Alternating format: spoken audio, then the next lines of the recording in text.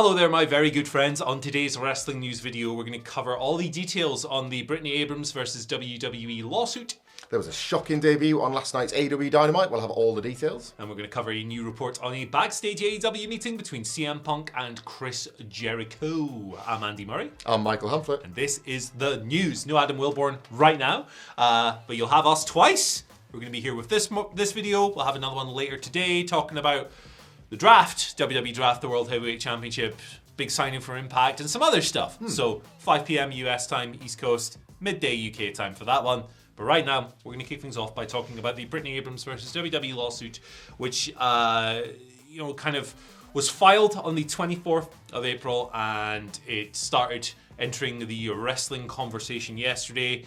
Bloomberg Law were the first to kind of report on it, but of course, as this is a court case, all the legal documentation is out there. If you want to view it, if you want to read through it, there's about 31 pages or so more in other documents, but we've linked to it on our website, so the full documents are there for anyone who wants to go through the whole thing here. But we're going to give you some quick fire details with as much context as we can right now. So Brittany Abrams is a former WWE writer. She is a black female, and she is alleging that the discriminatory and retaliatory acts against the company, by the company against her, for, and this is a quote, challenging offensively racist and stereotypical jargon in company scripts. And she would have been challenging that in her position as a black female writer for the company, a position she held from 2020 to April 2022 when, per the lawsuit, she was dismissed for taking a WrestleMania branded chair home, despite this purportedly being common practice in the company and something that white writers hadn't faced punishment for. So Abrams' suit claims and this is a quote again directly from the lawsuit, discriminatory treatment, harassment, hostile work environment, wrongful termination, and the unlawful retaliation against the plaintiff, that being Abrams, due to her race, color, and gender. Amongst the defendants here are WWE itself, Vince McMahon, Stephanie McMahon, some other executives here as well, writers Chris Dunn and Ryan Callahan. Witnesses include Kyla Silvers, who was another of WWE's few black writers at the time. Now, there's a bunch of examples included in this lawsuit. We will go over some of them right here. Bianca Belair is the subject of one of them. Dunn, not Kevin Dunn, Chris Dunn, like we mentioned earlier, just so there's no confusion whatsoever, who is, of course, Raw Women's Champion. Is it scripted to have said by Dunn several times, don't make me take off my earrings and beat your ass. And per the lawsuit, this is based on cruel, ugly stereotypes of dark-skinned black women. Belair objected to this. She actually said to Abrams, per the lawsuit again, 3 different times that I told him I don't want to say that line, but he never listens to me. He puts that line in every week, talking about Chris Dunn here. When this information was relayed to Dunn by Abrams, according to the lawsuit, and this is a quote again, have to stress that, the defendants failed and or refused to take any immediate or appropriate corrective action in response. There was also a storyline idea pitched for Reggie that we can cover a little bit here. He scripts in NXT at the moment, of course. This was a story that would have seen him positioned alongside Carmella. He would have been dressed in drag as part of this storyline. Opposite them, Shane Thorne would have been given a hunter gimmick, and he would have hunted Reggie down, captured him, and Reggie would escape repeatedly. But the one I think that got the most traction here was that Callahan, who we just mentioned, actually threw out this pitch. It was a storyline that would involve Mansoor, Aaliyah, and Angel Garza. As part of this storyline, per the allegations, Mansoor would have had a secret. That secret would have been revealed that Mansoor was the mastermind behind the 9/11 terrorist attacks. Just to editorialize that a little bit. Mansoor was born in 1995, and those attacks took place in 2001, obviously. On her dismissal, Abrams alleges, direct quote again, in the years prior to plaintiff making her complaint of discrimination, WWE did not subject employees to disciplinary action in response to taking the removable temporary limited edition WrestleMania branded chairs from the WrestleMania events. Abrams is seeking reinstatement, damages, declaratory judgment, and an injunction restraining the defendants from engaging in such unlawful conduct. And WWE is yet to comment on the lawsuit. So what we can't do with a situation like this is pretend that we are some kind of legal experts who can talk about the potential ramifications and the outcomes and all the stuff. That would be very inappropriate of us, but we've gone over the details, some of the content of the lawsuit for you there. Like I said, the full suit is available linked on the site, but you can also just Google it. I mean, these things are public knowledge. Stacey Abrams versus WWE. When there are major developments on this situation, we'll bring them to you. Yeah, it's obviously there's some, very ugly allegations in here. And WWE's response will be interesting, as will be, I suppose, the response from the Endeavour Corporation that now own WWE. This is the first situation that WWE found themselves in legally while under now the new world, as it were. Like WWE have fought countless legal battles in the past, fighting being the operative word. They typically like to take these things to court. The fact we know Jerry McDevitt's name speaks volumes about that, the amount of time Vince likes to fight these things. Will that be the case now? Will they try and settle? Will there be an admission of guilt? As Murray says, we don't really know any of that. But just to sort of editorialise as best as we can on the things that are outlined in here, it's interesting that something that to all of us might sound trivial, such as the taking of a chair, could be a bit of a difference maker here. The idea that this is... It's the difference in the treatment, Yeah, isn't it? the difference in the treatment of people over an incident that might to some people seem like meaningless, kind of reveals and pulls back a world within this lawsuit that is far worse, and a world for not just for the employees within the company and writers, but maybe people that don't feel comfortable within that setting, but don't feel like they can speak up, the wrestlers themselves that perform. Outlined in this alongside some of those storylines was the Apollo Crews one that made it wholesale to television. The accent in particular is mentioned as well. Yeah, the obviously kind of like he was characterised as like returning to his Nigerian roots, and he picked up a new accent, an entirely different look. He won the Intercontinental title in a Nigerian drum fight at WrestleMania 37. Created a lot of conversation at the time around the controversy around the gimmick, but then Crews achieving the most success in his career, and nobody really knowing exactly where anybody could or should sit on that other than Crews himself, I suppose. But then the Bianca Belair point makes it clear that how much agency do talent have in this situation, or when do you choose your battles, and all of those awkwardness, and of course just the general ugly tone and the toxic nature of some of these claims and allegations. The next statement in the next few days in response to this, I think, will be very interesting. How WWE is reflected as an organisation as a result of that, I think, will be one to watch. Yeah, absolutely. And obviously, the allegations themselves, these situations that have been outlined as part of this lawsuit, are horrendous. You don't need us to tell you that. But yeah, we will bring you developments on this as they come on here and on WhatCulture.com. Two more lightweight developments on screen rather than things behind the scenes. But last night's AEW Dynamite brought about a surprising debut.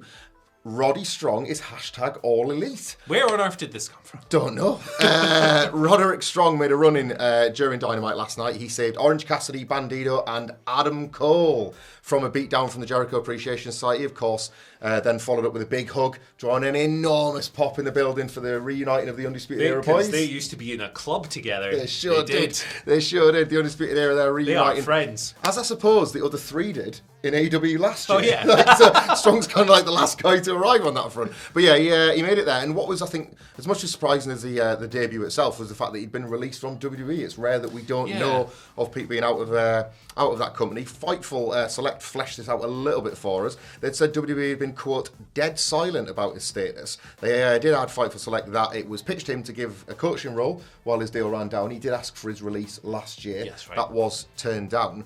They don't confirm if the pitch was ever made to Strong and whether or not he yes or no'd it. We have heard about these coaching offers to wrestlers before, very talented ones at that. But yeah, old man Roddy Strong, 39 years old, get out of here. How dare he? He'd been in the system since 2016, but in those 6 years he'd never advanced past NXT. That included when NXT rebranded to 2.0 in 2021. He was last seen last year being beaten up and taken out of his own stable by Damon Kemp, the Diamond Mine, and then that was that, we thought. But yeah, Roddy Strong, All Elite Wrestling. Loads of history with the people he came up with on the Indies. Of course, right now history with Adam Cole. And a nice moment in the building, certainly. Yeah, good. Like, this was fun because I didn't see it coming because, like you said, there was never any report that he'd actually been let go from WWE despite going missing. I think his last match was in September. Yeah. So, yeah, it's quite a while ago.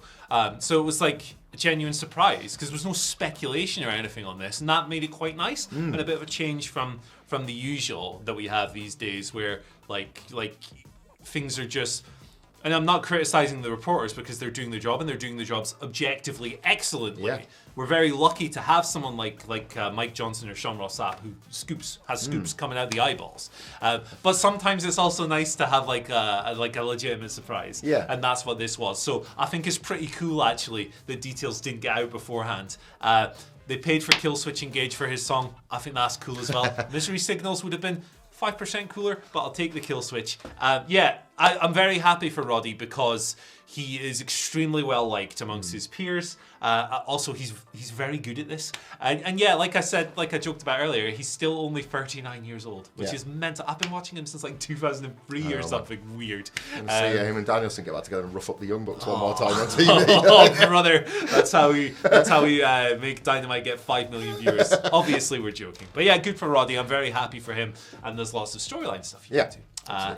Anyway, we're speaking of AEW things that are, I don't know, CM Punk. Yeah, Here we go again, CM Punk stuff. Right, remember last week it was reported that he was going to have a backstage meeting in AEW with Chris Jericho and FTR to maybe smooth over some issues that Jericho and Punk have had in the past. They've had it. It happened last Friday. So Wade Keller of PW Torch thinks, at least, but it has happened, and it did go well. It was in Florida. Keller speculates that maybe that is one of the reasons why Punk was in Florida when he caught that flight back. Yeah. And he was on there with WWE people. Nice. Yeah. And then he was like, hey, I'm going to go to Raw. I've been invited to Raw by these people. I'm going to do a hug. I'm going to squash beef with The Miz. And when I get thrown out, I'm just going to say, okay. See you later. That whole situation has panned out quite innocently, warm and fuzzily, hasn't it? As has this meeting, I guess. It's almost a nice week for Punk news. Yeah. It's almost like sometimes speculation is a bit reckless. Yeah. But Fightful have some details, of course, on the meeting as well. Stating that it was relatively uneventful, all things considered, and that sources are pretty sure that Punk and Jericho will be able to work together without incident. This is a funny bit. One source claimed it's positive that Jericho and Punk didn't fight. And then added yet, jokingly. Yeah. So, good stuff across the boards. Punk's been out since September, suspended. You know the drill. Probably coming back for Collision, June. Jericho and him has been speculated as maybe the top guys on that brand. Yeah. Here you are. Collision almost is feeling, it's starting to remind me of the launch of Dynamite. Yeah. When you had Chris Jericho as this lead heel and the Elite as the baby faces. It's odd that Punk finds himself in the Elite spot. You could well see a JAS versus Punk and his friends feud to lead up to the big Punk Jericho match. I think ultimately this meeting, in a very real sense, was necessary for Collision because you would assume that Tony Khan is going to want to be promoting that show with both, even if they don't have to be friends in a press conference or whatever. He's going to want both at the same time. He's going to want to be doing all the lead-ins, all the marketing, all the promotion with both guys' faces on there. You would guess that without this meeting, that wasn't a guarantee. And in light of everything that's happened to get us to this point, I don't know, putting a face on it at very least was a necessity, wasn't it? This has got us to that point, and it's wrestling. They've got to trust each other. Would love to hear about him having a meeting with the Elite next. Is that even possible? I don't know. We shall see. Let's go to the Twitter questions. Okay. Let's lighten this puppy up a little bit and just talk about some stuff. The first one, I say Twitter questions. This is actually from the great YouTube community. So thank you, YouTube community, for feeding us with these delightful crumbs. The butcher's got on his shoulder. They speak to him. It's great. I love that man. He's so great. Barden's been on. Hello. Do you guys still think that LA Knight will be able... I've picked things that have no relation to this video whatsoever to just have a clean break.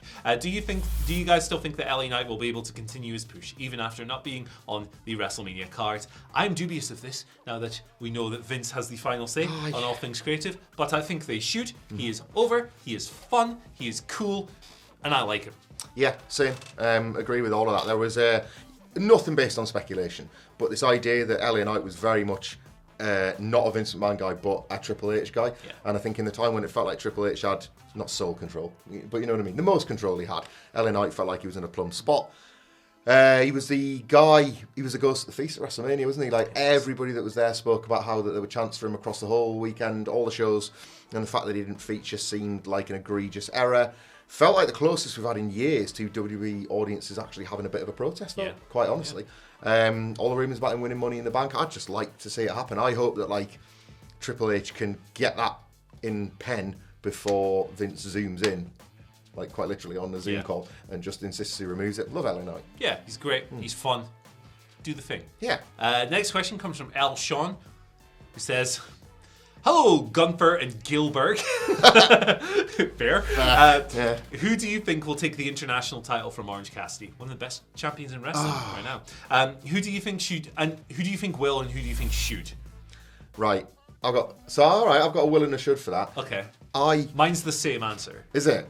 So I think Will might be Pac at Wembley in a revenge act for losing it in the first place, as Orange Cassidy continues to have more limbs falling off. He doesn't have to fly to the USA for that one as well. Indeed, yeah. It's an international title that kind of puts over the new title that's been given, which is yet to be. I think it was Canada, maybe. It's the only time it's been defended in international waters, so it's a big moment for that belt at least.